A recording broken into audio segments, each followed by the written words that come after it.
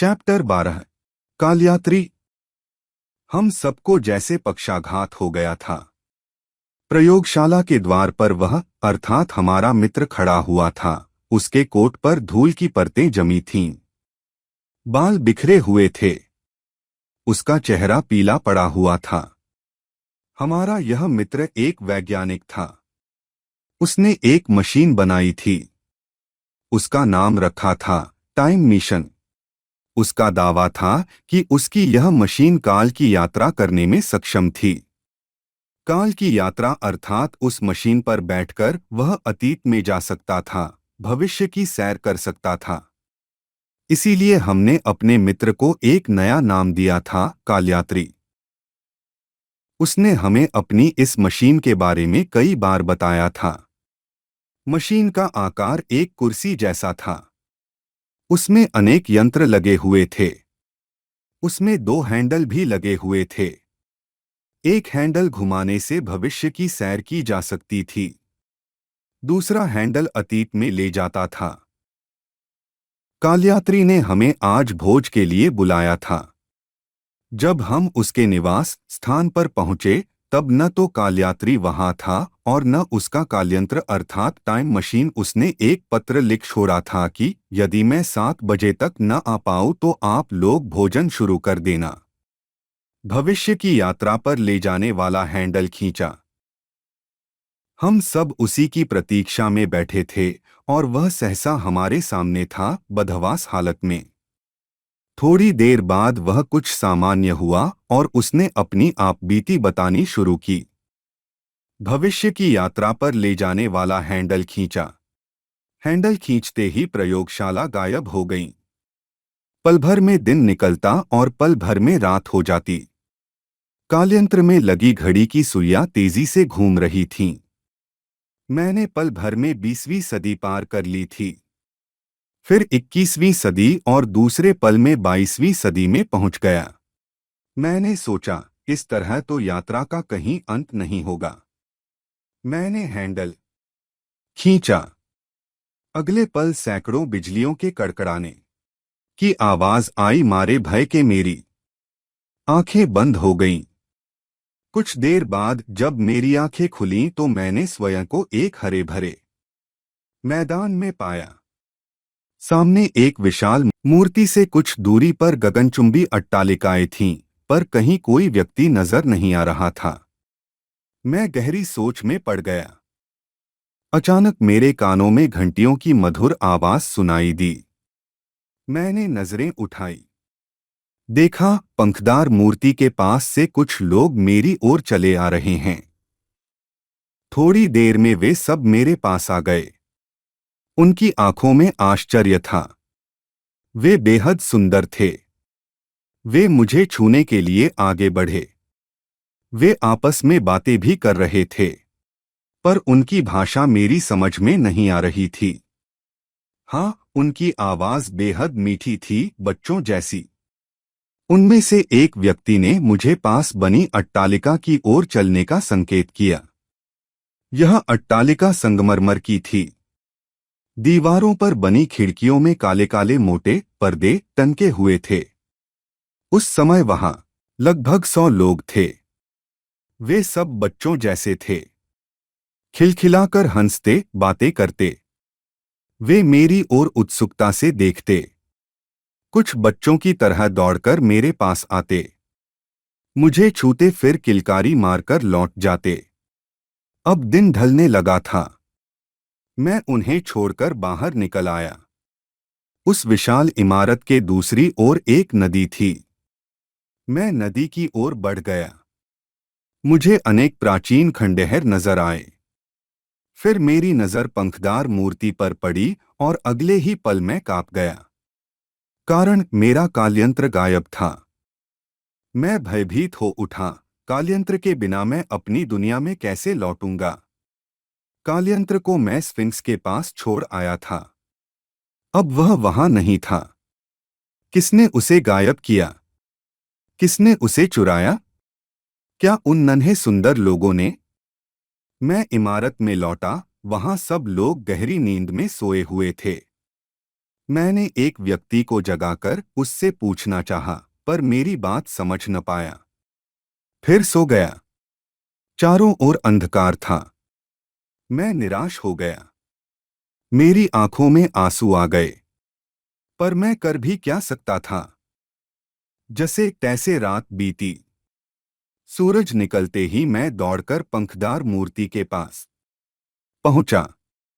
मैंने देखा जहां काल्यंत्र रखा था वहां जमीन पर लकीर बनी हुई है, मानो कुछ लोगों ने काल्यंत्र खींचा हो। उन निशानों के सहारे सहारे आगे बढ़ने लगा। आश्चर्य, ये निशान पंखदार मूर्ति की ओर गए थे। मैंने मूर्ति के चबूतरे को ठोका तो लगा कि वह भीतर से खोखला है। मुझे विश्वास हो गया, मेरा काल्यंत्र इसी चबूतरे के भीतर छिपाया गया है। मैं चबूतरे में बना गुप्तद्वार खोलने लगा। इसी बीच वे नन्हे सुंदर लोग भी इमारत से बाहर निकल आए थे, किंतु पंखदार मूर्ति के पास मुझे देखकर वे भयभीत हो गए थे। मैं कुछ समझ नहीं पा रहा था। मैंने धैर्य से काम लेने का निर्णय किया। मैंने आसपास की जगह को देखना शुरू किया।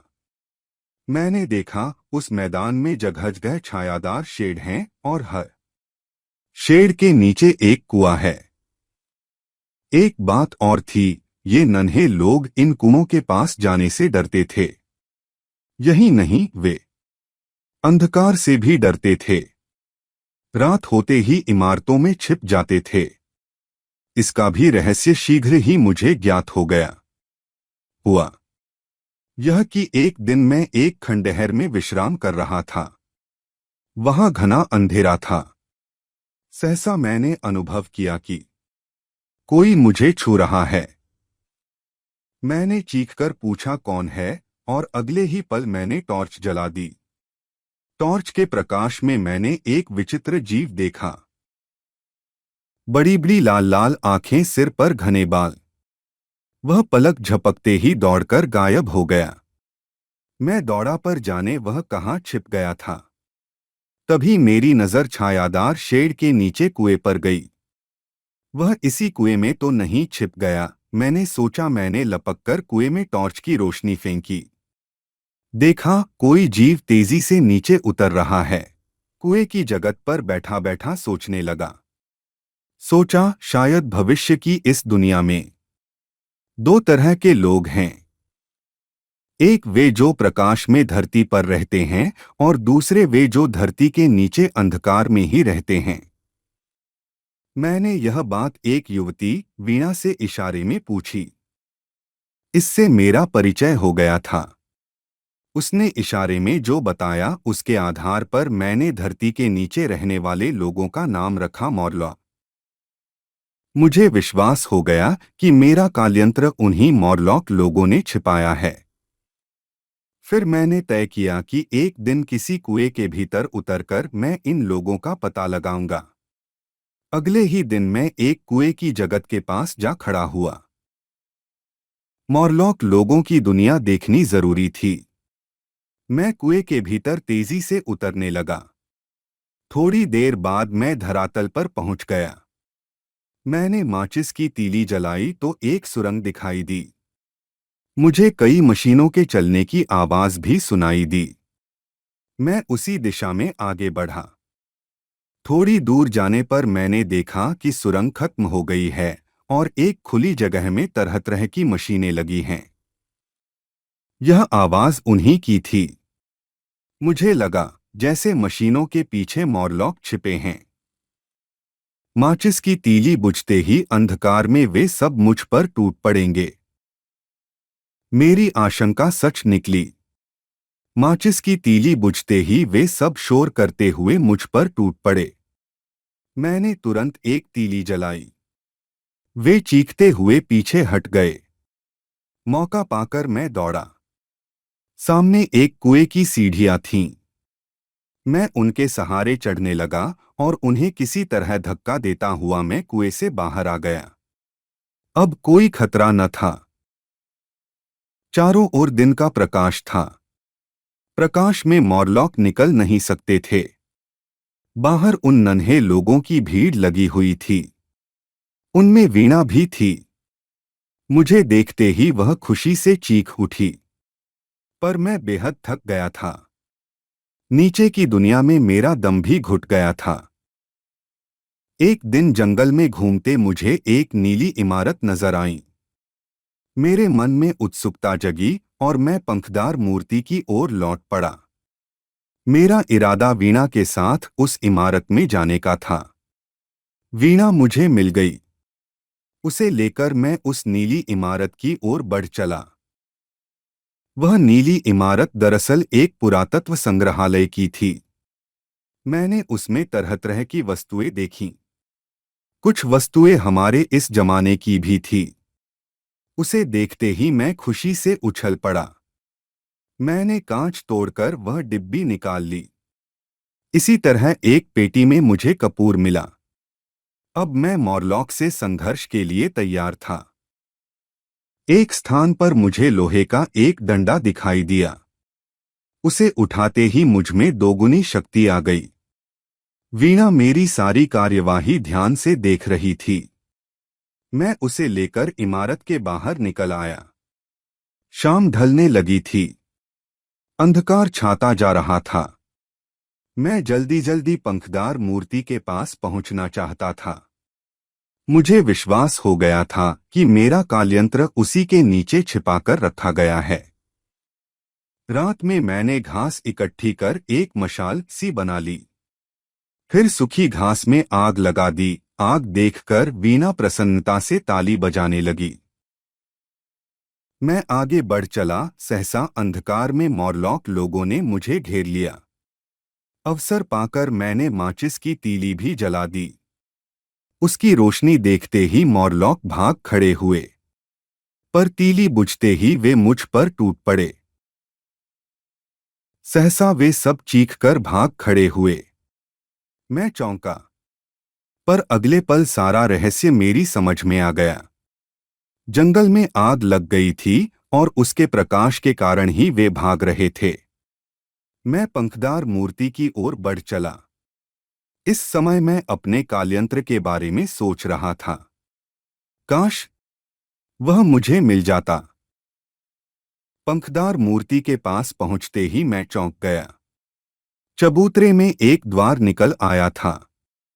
सामने ही मेरा कालयंत्र था। मैं तुरंत कालयंत्र की ओर दौड़ा। मैं उसका निरीक्षण करने लगा। एकाएक जोर की आवाज हुई और चबूतरे का द्वार बंद हो गया। मॉरलॉक बेहद चतुर थे। उन्होंने ही मुझे चतुराई से फांसा था। वे मुझ पर टूट पड़े। मैं जैसे तैसे कालयंत्र पर बैठ गया। मैंने पूरी शक्ति के साथ हैंडल घुमा दिया। कालयंत्र चल पड़ा। मॉरलॉक पीछे हट गए। फिर वही हुआ। घड़ी की सुइयां अब पीछे की ओर घूमने लगीं।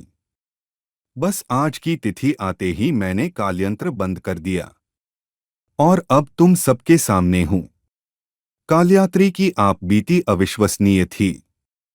उस पर भरोसा करना कठिन था। पर हमें उसकी बातों पर विश्वास हो गया था। कारण उसने हमें कुछ फूल दिए थे। ऐसे फूल हमने अपनी जिंदगी में कभी नहीं देखे थे। उन फूलों की सुगंध भी विचित्र थी। कालयात्री ने बताया था कि ये फूल उसे वीणा ने दिए थे। हम कालयात्री को आश्चर्य से देख रहे थे और वह मुस्करा रहा था। H.G. बेल्स